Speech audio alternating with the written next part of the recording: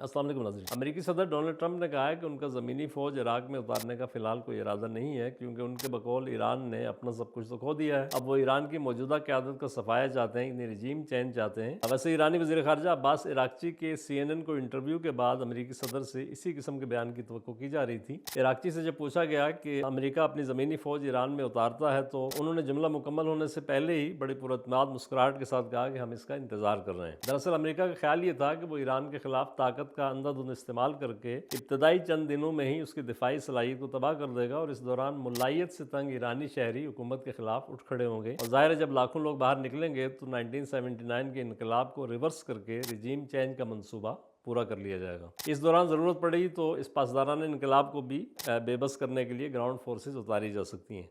बकौल फैज़ मगर ये हो न सका और अब ये आलम है कि ईरानी खामनई के जाने के बाद पहले से कहीं ज़्यादा मुत्तहिद हो गए। अब गौर करें तो डोनाल्ड ट्रंप के इस बयान के दो हिस्से हैं। एक में वो अपनी नाकामी का बिलवास्ता एतराफ़ कर रहे हैं, यानी ज़मीनी फ़ौज के फैसले से पसपाई इख्तियार कर रहे हैं, तो दूसरी जानिब रजीम चेंज के फैसले पर अब भी कारबंद है। मगर ये काम वो खुद नहीं करना चाहते, बल्कि कुर्द फोर्स से लेना चाहते। जहाँ जहाँ कुर्द आबादी मौजूद है, वहाँ बदमनी और खाना जंगी अगले कई बरसों तक चल सकती है। इसके नतीजे में कमोबेश 5 मुल्क अदम इस्तेहकाम का शिकार होंगे। कुर्द आबादी का सबसे बड़ा हिस्सा तुर्की में है, जहाँ कोई 1.5 करोड़ कुर्द बसते हैं। इसी तरह दूसरा बड़ा हिस्सा ईरान के शुमाल मगरब में है, जिसकी आबादी कोई 80 लाख से 1 करोड़ है।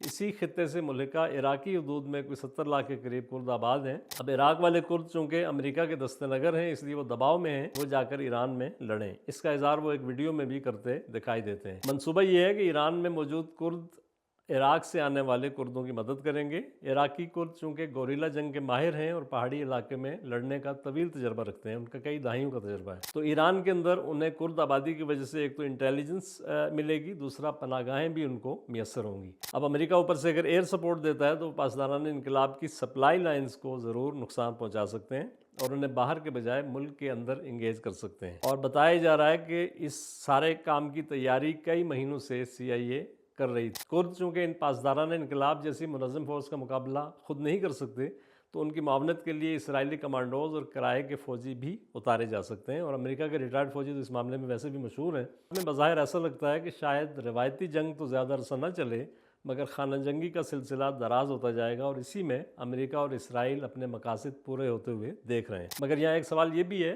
कि कुर्दों के मुतहर्रिक होने पर क्या तुर्की खामोश बैठेगा, जो पहले ही इस नकल हरकत पर अलर्ट है, और क्या इराक अपने खित्ते से उठकर जाने वाली किसी फ़ोर्स को पड़ोसी मुल्क में कामयाब होता देखना चाहेगा, जो पलट कर वार करने की पोजीशन में भी आ जाएगी।